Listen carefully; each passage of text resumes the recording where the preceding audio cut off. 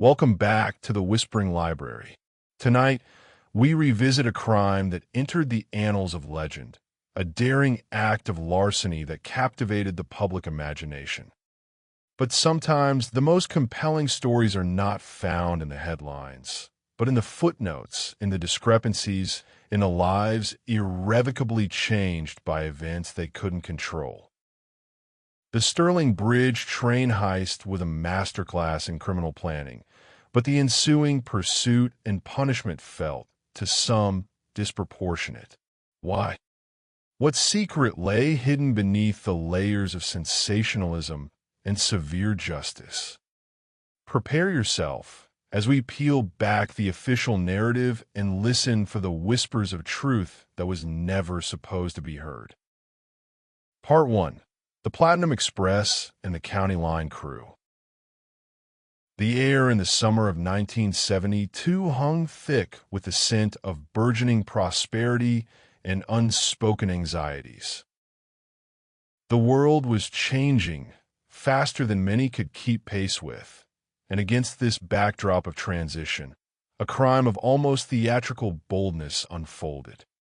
At precisely 3:17 a.m. on August 8th, northbound Platinum Express, loaded with registered mail and a specially guarded money car, was halted just outside of Havenwood, deep in the Pennsylvania countryside.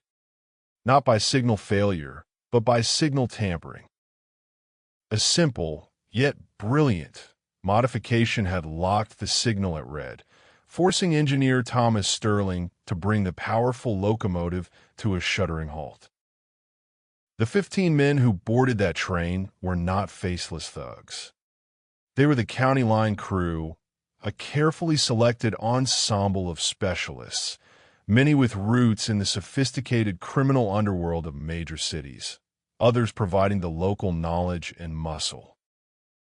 There was Mickey the Vault O'Malley, the reputed mastermind, a man with hands said to feel the tumblers of a safe through steel.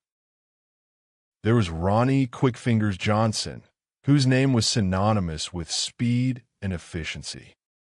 And a dozen others, each with a specific role, from cutting phone lines miles down the track to subduing the train crew. Their plan was audacious, almost romantic in its defiance of authority and scale. They knew the train schedule, its cargo manifest, even the layout of the money car. Inside information, it was rumored, had been crucial. When co-driver Billy Jenkins climbed out to check the signal box phone, he found the line dead. As he turned back, figures emerged from the shadows, masked, dressed in dark overalls. They moved with swift, practiced efficiency. One of them overpowered Jenkins quickly, dragging him towards the train. Simultaneously, another masked figure was already in the cab with engineer Sterling. Sterling, a man who had spent 30 years on the rails, wasn't going to surrender his engine easily. There was a struggle, brief, violent. A dull thud echoed in the confines of the cab. Thomas Sterling slumped forward, semi-conscious. The attacker secured him, roughly dragging him back towards the money cars where the rest of the crew was converging. "Just keep him quiet," O'Malley's voice, low and urgent, carried through the night. "We haven't got all night." The criminals quickly detached the front two carriages, the money car and the postal sorting car was coupled to. The plan was to move these cars further down the line, away from the steep embankment, to a prearranged rendezvous point accessible by road. But a problem arose. The robber designated to drive the train cars couldn't get the engine to respond. They needed the engineer. The man who had struck Sterling dragged the injured engineer back into the cab, propping him up. "You, drive the damn train, or he gets worse." He snarled at Billy Jenkins, who was now brought forward and secured. Sterling, his head swimming, eyes unfocused, was forced to operate the controls. He managed to move the two cars about a mile down the line to a remote spot near Bordago Bridge. The rest of the crew was waiting. The postal workers in the sorting car were quickly overpowered, forced onto the floor, faces down. Sterling and Jenkins were brought in too, their hands bound. The gang worked with frantic speed. A human chain formed from the open doors of the money car to the waiting vehicles, several sturdy vans, and an old panel truck. Sack after sack was hurled out, each heavy with bundles of cash. 120 sacks in total, weighing over 2.5 tons. $50 million. It was more money than most of them had ever seen or would ever see again. They gave themselves 15 minutes. When the time was up, O'Malley called a halt. That's it. Move it. Nobody moves. Nobody calls the police for 30 minutes. Understand? His voice was cold, final. Then, the roar of engines, the crunch of tires on gravel, and the darkness was left to the terrified silence of the bound railway and postal workers. The county line crew had vanished into the night with their record haul, leaving behind a stunned nation, an injured engineer, a traumatized co-driver, and a lingering scent of audacious, successful crime. The legend of the Stirling Bridge heist had begun. Part 2. The burden carried home. The aftermath for Billy Jenkins was not headlines or legal battles, but a quiet, internal collapse. He came home a changed man. The initial shock gave way to a pervasive anxiety that clung to him like a second skin. He was jumpy, starting violently at sudden noises, a car backfiring, a door slamming shut. Sleep offered little respite. He would wake in cold sweats, muttering about shadows and voices in the dark. He wasn't the same. Sarah, her mother would say years later, her voice heavy with a grief that never fully dissipated. Something broke in him that night. It wasn't just the fear of being robbed. It was something else. Sarah, just 7 years old at the time, remembers fragments. Her father's unusual silence at the dinner table, the way his eyes would dart nervously towards the windows, the hushed conversations between her parents after she was supposed to be asleep. He left the railway soon after the heist, unable to bear the thought of being on a train again. He took the night watchman job, a solitary position that kept him away from people, from the world that now felt unpredictable and menacing. He rarely spoke about the heist, offering only vague, clipped responses if anyone dared to ask. It was bad, he'd say, his gaze distant. Just bad. Thomas Sterling's fate was more public, yet equally tragic. The news followed his condition closely for a time. Reports spoke of the severity of the blow he had received, the lingering effects, the headaches, the memory lapses, the tremor. He became a symbol of the crime's human cost, the innocent victim brutalized by greedy men. He never worked again, living out his remaining years quietly, his health slowly declining.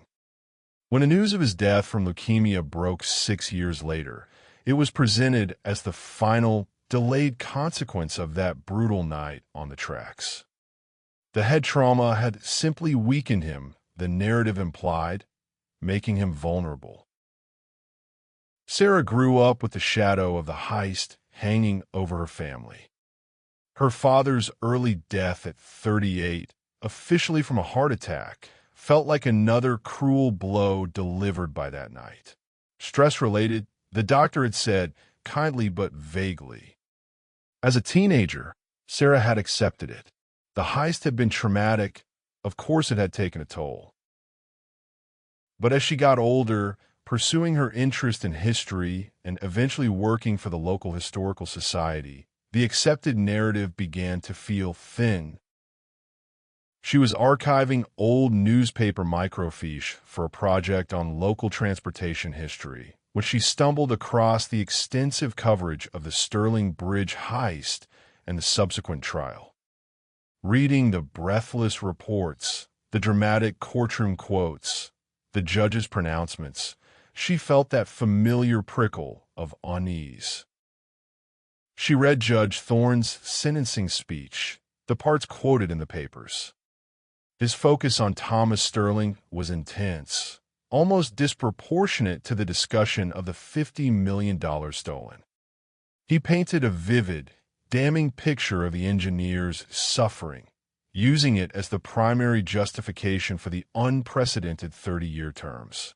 The cowardly assault on engineer Thomas Sterling, a man broken by their savagery.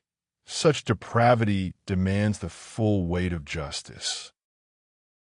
Sarah paused, leaning closer to the humming microfiche reader. Was the judge's language always so visceral? She pulled up other articles about Judge Thorne's previous cases. He was known for being stern, fair, focused on precedent and legal arguments. This level of emotional rhetoric seemed uncharacteristic, and the sentences, 30 years? For a robbery where no one was killed? She researched similar high-profile robberies from that era. The sentences were usually significantly shorter, even with violence involved. The anomalies began to stack up in her mind. Her father's lingering trauma, his sudden death at 38. Sterling's injury, portrayed so dramatically by the judge, and his later death from an illness not directly linked to head trauma in typical medical understanding. The almost performative severity of the sentences.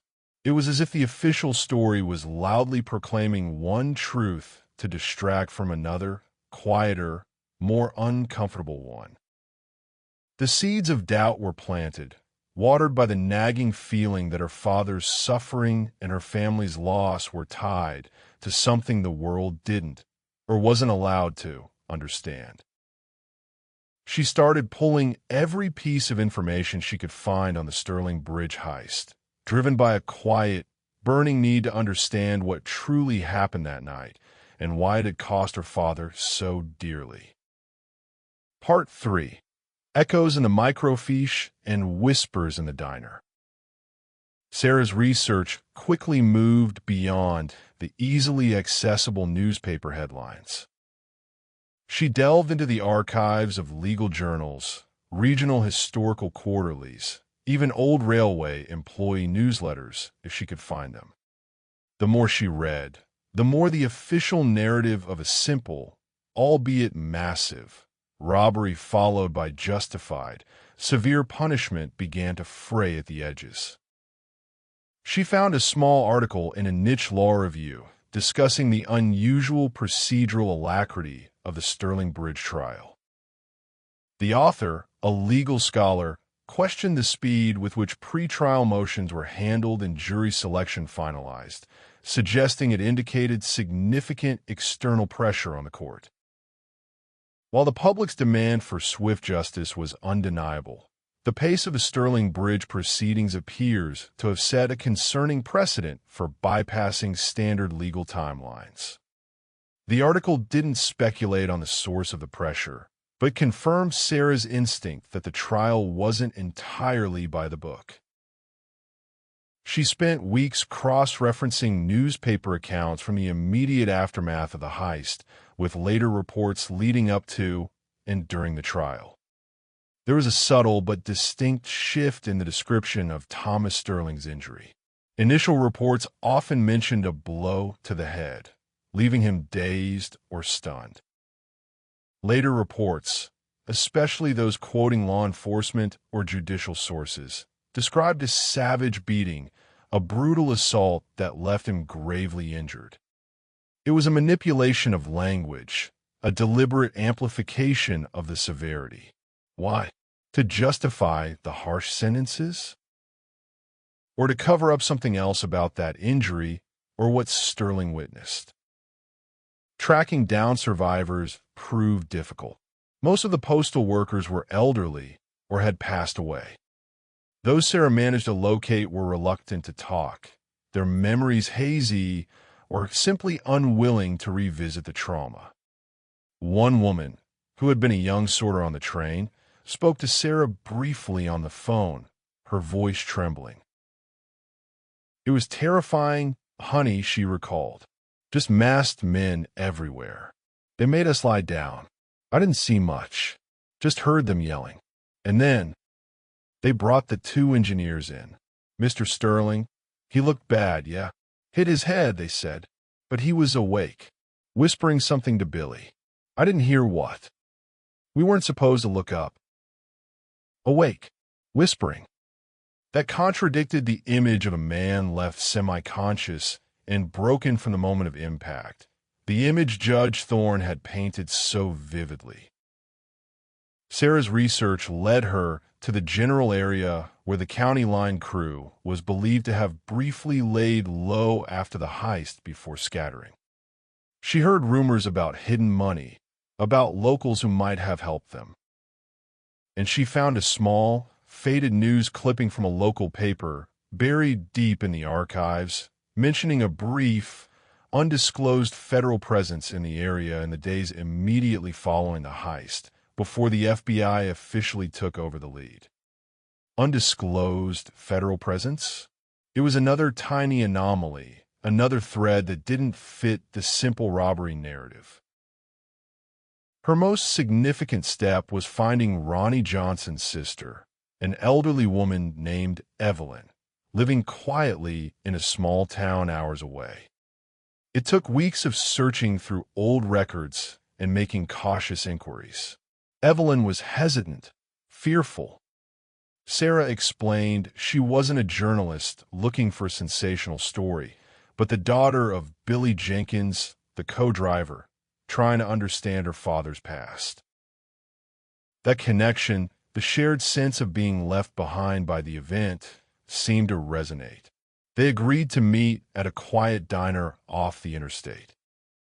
Evelyn was frail, her hands twisting the napkin on the table. Ronnie, he wasn't a bad person, not deep down, she started, her voice raspy. Just got in with the wrong crowd, always chasing the big score. Sarah nodded, listening patiently. My father never talked about that night, Evelyn. But it broke him. He wasn't the same after. Evelyn met her gaze, a flicker of understanding in her eyes. Yeah, Ronnie changed too, after. Especially after he was on the run. He called me once, just a few weeks after the heist before they caught him. He sounded panicked, not just about the police. What do you mean? Sarah leaned forward. He said they found something on the train they didn't expect. Something that wasn't just money. He said it was a complication. A big complication. He was rambling, scared. He said they wouldn't like it. They'd come looking. Who were they, Evelyn? Evelyn shook her head slowly. He didn't say. Just they. He said it wasn't part of the plan. He kept saying, we just wanted the money, Ev. Just the money. Like they'd stumbled onto something dangerous. She paused, her voice dropping to a near whisper. He hinted he thought maybe one of the men, or maybe all of them, were in more trouble for that than for the $50 million. More trouble for what? The classified package hypothesis, which had been a faint possibility in Sarah's mind, solidified into a terrifying probability. Ronnie Johnson, one of the key players, had been terrified of something other than the police, something connected to an unexpected discovery on the train. And he believed they, whoever they were, would come looking. It fit the pattern of the excessive sentences, the manipulation of Sterling's injury, the strange deaths. Sarah felt a cold dread begin to spread through her. She was no longer just investigating a historical crime. She was disturbing a carefully buried secret and potentially putting herself in danger. Part 4. The Conductor's Ledger and the Unraveling Lie. The lead came from an unexpected source, a quiet offering from the past. A week after meeting with Evelyn, Sarah received a call from Martha Hayes, the granddaughter of Walter Hayes, the head conductor on the Platinum Express that night. Martha had seen an old query Sarah had placed in a historical society bulletin years ago, asking for information about anyone connected to the 1972 heist. Cleaning out her late grandfather's attic, she'd found a box of his personal effects, including several leather-bound journals. He wrote in them almost every day. Martha explained over the phone, her voice gentle, mostly about his work, the trains he loved. But after the heist, his entries changed. He was clearly very distressed. He wrote things that didn't make sense to me at the time. About secrets. About being scared. I don't know if it's helpful, but I felt like you should see them. Sarah drove out to Martha's quiet farmhouse the next day. Martha was a kind, silver-haired woman with a weary sadness in her eyes that Sarah instantly recognized. "My grandfather was never quite the same after," she said, handing Sarah the stack of journals. "He saw things that night, heard things he was told to forget." Back in her small apartment, surrounded by the humming silence of her refrigerator, Sarah opened the first journal. The entries leading up to August 8th, 1972 were mundane. Weather observations, notes on train delays, complaints about noisy passengers. Then came the entry for August 8th. Hayes's elegant script dissolved into a frantic scrawl. "Break time equals 0. 7S /." He described the sudden halt, the terrifying appearance of the masked men, being forced into the money car, the chilling efficiency of the robbers as they began emptying the sacks. Then, a paragraph that made Sarah's breath catch in her throat. They were fast, like they knew exactly what they were looking for. O'Malley himself, near the back corner. He pulled a small, heavy metal case from behind a panel. Wasn't in a mail sack. Looked different. He opened it quick, looked inside, and I heard him curse softly, almost to himself. "It's here," he said. "All of it. More than we thought." And the sentence cut off abruptly, as if Hayes was too afraid, even writing alone, to finish the thought. Subsequent entries revealed Hayes's growing terror and confusion. He wrote about the federal agents who arrived on the scene hours after the local police. They weren't asking about the money sacks as much as other things. What do we see? What do we hear? Especially the men from the engine, Sterling and Jenkins. The federal men were very interested in what Sterling saw after they brought him to the money car. Kept asking if he was fully conscious. They seemed disappointed when the police said he was able to walk, even with help. Disappointed. Sarah reread the word. Why would federal agents be disappointed that the injured engineer was conscious and able to walk? Unless they wanted him incapacitated, unable to give a clear account of something he had seen. Hayes's journals corroborated the newspaper's shift in narrative about Sterling's injury. He wrote about hearing law enforcement officers being reminded to emphasize the brutality of the assault on Sterling, the life-altering consequences. It felt like they were building a case against the robbers based on one man's suffering, Hayes wrote, making it sound worse than it was right after. Like they needed a reason, a loud, clear reason for something else. The something else became clearer in later entries. Hayes recalled overhearing snippets of conversation among railway officials and the federal agents about the Platinum Express carrying a special transfer, not just money. He wrote about a rumor among the railway staff about a secure, non-monetary package that was traveling in the money car, something highly sensitive being moved discreetly. He hadn't given it much thought until O'Malley found that small metal case. The picture snapped into terrifying focus. The county line crew hadn't just robbed a train of $50 million. They had, by chance or by a tip that didn't specify everything, stumbled upon something far more valuable, far more dangerous, a classified government asset, hidden in plain sight within the money transfer. There's something more Ronnie Johnson had hinted at. Judge Thorne's draconian sentences, his laser focus on Sterling's injury, the manipulated narrative surrounding the engineer's health, it wasn't just about punishing robbers or deterring future crime. It was about burying the truth of what the robbers had found. By painting them as exceptionally violent criminals who had permanently disabled an innocent man, the authorities created a justification for locking them away for as long as possible, preventing them from ever speaking about the classified package. And Thomas Sterling and Billy Jenkins? Sterling had seen O'Malley find the package. He had been conscious and whispering to Billy Jenkins afterwards. He was a witness, not just to the robbery of money, but to the theft of the secret. Billy Jenkins was also a witness to Sterling's state and words after the initial attack. Their subsequent illnesses and deaths, years later but still relatively young, no longer felt like tragic coincidences of trauma. They felt like loose ends, quietly, perhaps deliberately, tied up. Sterling's death attributed to leukemia with a convenient contributing factor of past head trauma, a narrative established early on. Her own father's sudden heart attack at 38, the stress-related explanation, a simple way to close the book. The disappointment of the federal agents when Sterling wasn't immediately incapacitated made chilling sense.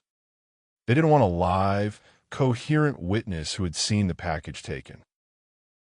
The turning point wasn't just uncovering a secret.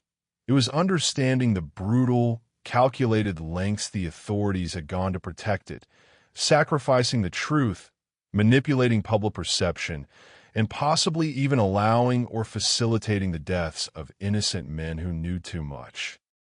The weight of this realization pressed down on Sarah, heavy and cold. Part 5.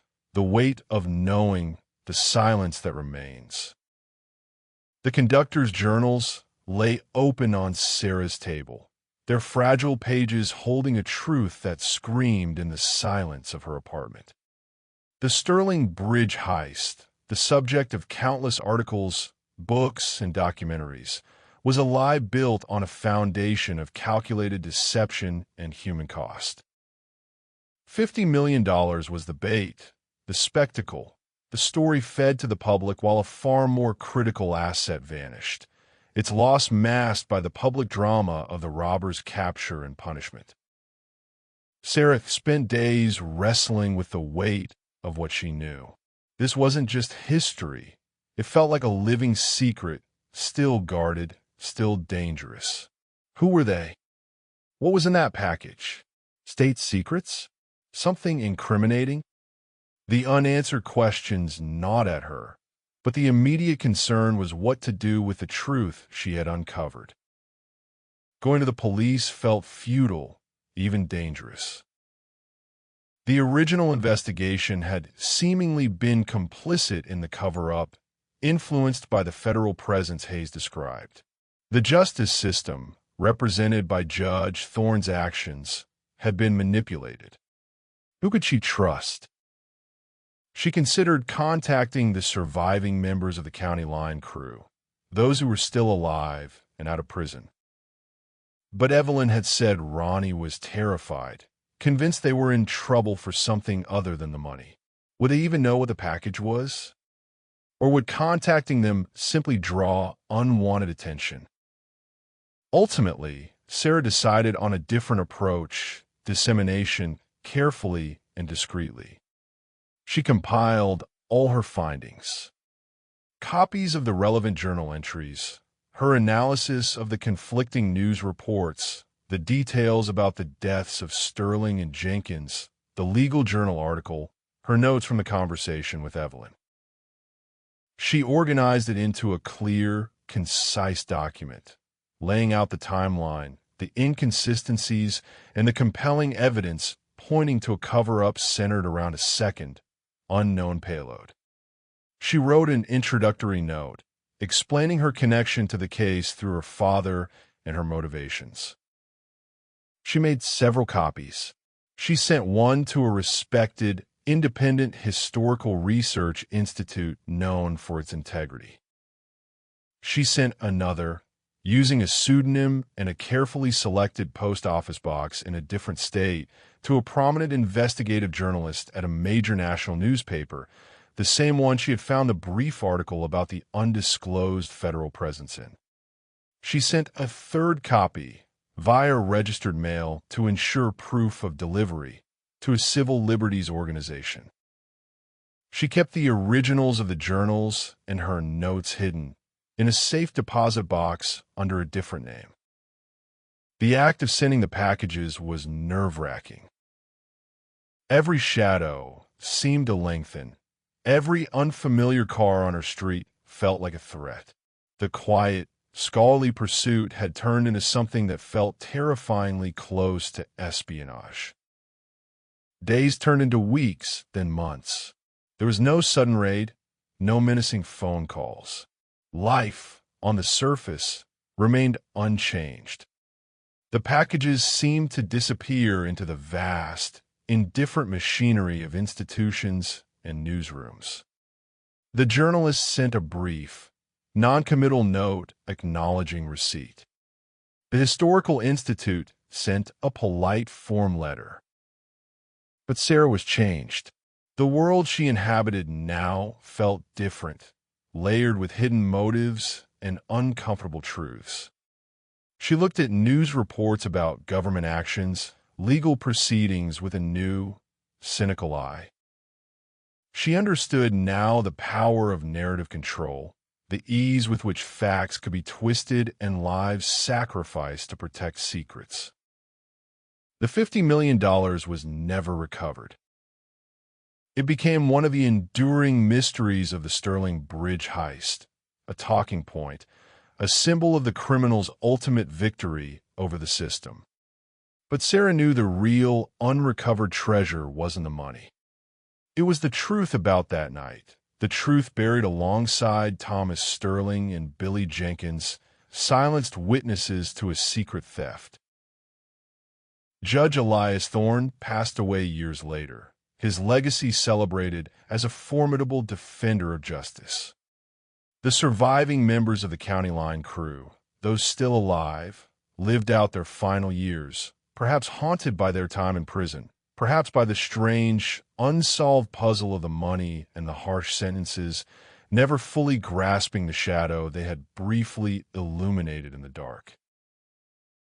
Sarah Sterling lived her quiet life, continuing her work, but forever marked by her investigation. She carried the weight of the secret, a heavy, silent burden. The Platinum Express still ran, the tracks remained, but for Sarah, the name Sterling Bridge would forever evoke not just a famous crime, but a chilling reminder that some secrets are guarded more fiercely than any vault, and their cost is measured not in dollars, but in the deliberate silencing of truth and the haunting echoes of lives intentionally broken or ended.